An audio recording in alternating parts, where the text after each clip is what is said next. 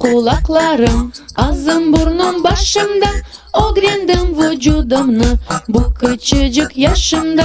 Vücudumuz üç parça, sayayık mı beraber? Baş, gövde, kol, ayak, herkes alkışlayacak.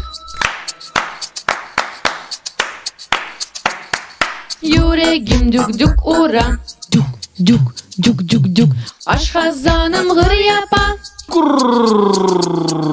akciğerim koksumde, nefesnen tola böyle. Vücudumuz üç parça, sayayık mı beraber?